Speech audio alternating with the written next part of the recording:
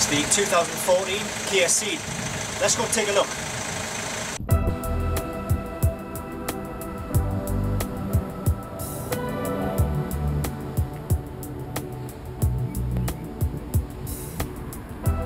First sort of thoughts on getting into the vehicle is that there is a lot of buttons which you're going to have to sort of obviously get used to, buttons that you may never have even seen before, which aren't obviously so obvious as to what they are and what they do. I mean, there's your sort of lighting panel. I mean, I've no idea what they are yet. Your multifunctional steering wheel, most of that is sort of pretty self-explanatory and straightforward. This is the nav system, which has the assuming it's got the nav in. Yes, it's got the maps, the MP3 connectivity, your CD player just above there. It also has Bluetooth connectivity, and it also has a USB port as well, so you can stick your tunes from your iPod or your iPhone in there, or whatever smartphone you've got, that is. And this is the aircon section as well. Coming back, you've got the gear stick here, which is a nice size. Handbrake there, two cup holders there, and then you've got a compartment there for any valuables or whatever you want to put in there. Glove box, it's quite a size actually. That's one hell of a chunky user manual in fact in there, and there's still a lot of space to go around. Obviously the trim on the door cards is of a high quality, I feel. Obviously electric windows all the way around, and turning the ignition on, first of all you're greeted by the warning lights, and then it's a nice sort of needle sweep when the ignition turns on. Now what you need to do is depress the clutch, and then you'll actually get the engine start. Before I do that, actually I'll show you. You've got the function to disable the passenger airbag. In this case, the passenger airbag is disabled. Daytime outside temperature and seat belt. There'll be occupancy sensors in each seat belt, telling you whether it needs to be bolted up or not. So we'll go ahead and start the engine now. Nice and smooth, no problems there. You see we've got a full tank of fuel. This vehicle here has only got just over 1,000 miles on the clock, so we'll give it a bit of gas and watch the RPM going up there. So having a quick look at the radio system. Never used it before myself, so what I'm doing here is for the first time, so apologise if I don't do anything correctly. Let's have a look. It's a touch screen, so we've got list. There we go. So you've got a list of your radio stations. Bluetooth authorization not successful. That's because there is a problem with Bluetooth on my phone. Let's have a look at the presets. So you could see that's not working. Radio 1. There we go. That works. We'll turn that down though to take away any copyright infringement. Option, list, option, presets. What I was going to try and do is try and preset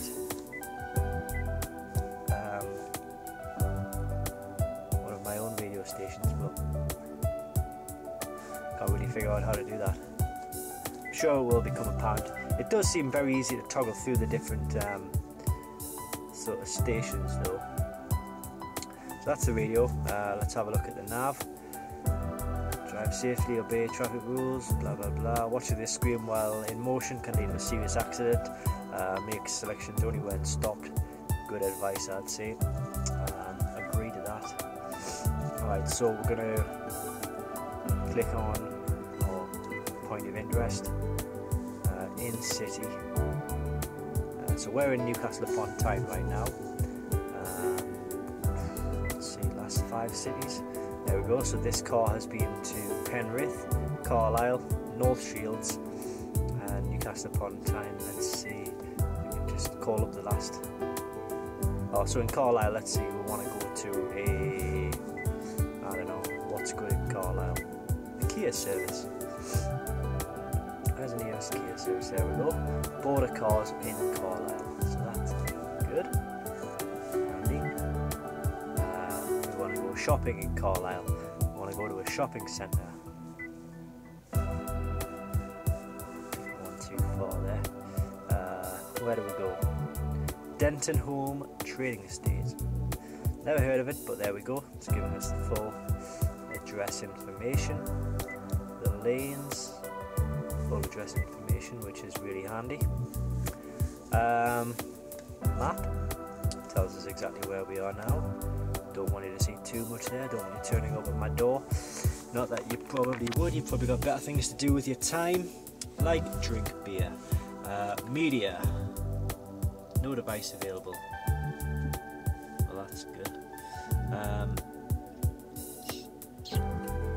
That looks about it really. But you've got options here.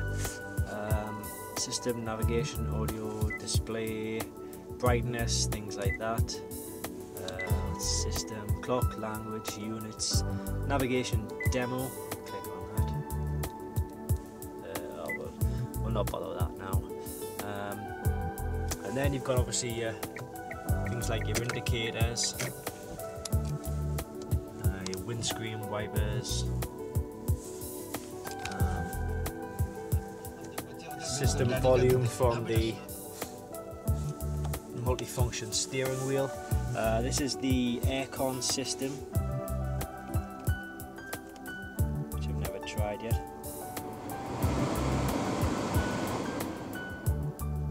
Aircon or the heating system, whatever.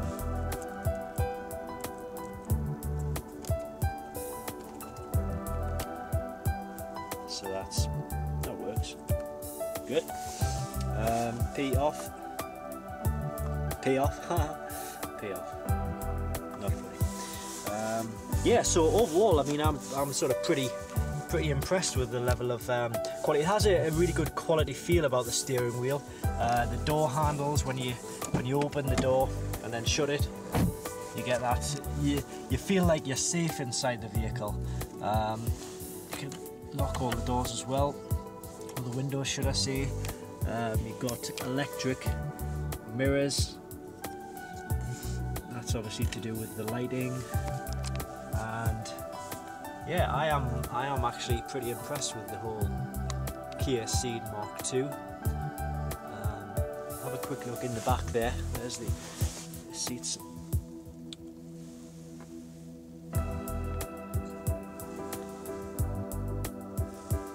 This seat is as far back as it can go, and you can see there's still leg space down there.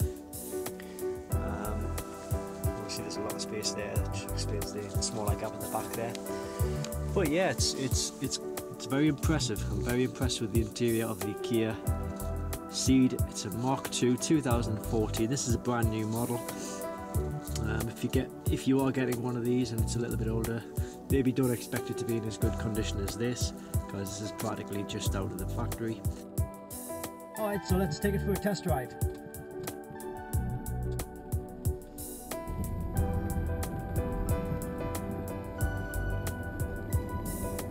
Well, the power steering for the Kia Cee'd is very easy. It's extremely light, and it makes the whole driving experience a lot smoother, I feel. I'm doing a sort of a more than 90-degree turn here, and it was absolutely effortless.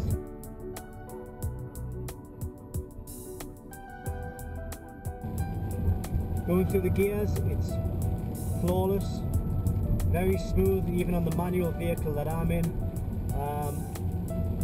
It's a diesel vehicle, so generally you'd expect to hear a bit of diesel noise. And I won't be too kind to it. You can hear the fact that it's a diesel, but it's not overpowering like most diesels are. It's very smooth, but you can hear that diesel note, which just reaffirms that you are in a diesel vehicle.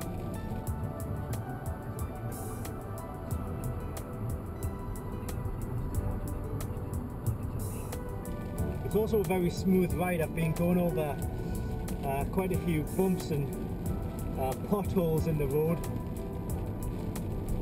and it's not uncomfortable. You don't feel like you're going over bumps. You don't feel like you're on a British road really. You feel like you're on one of those American freeways where it's just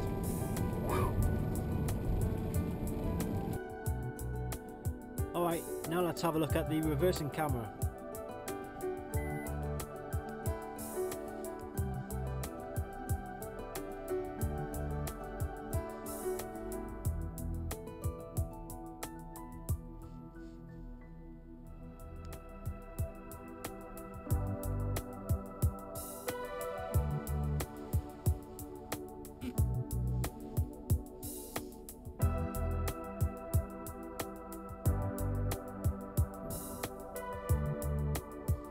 Perfect.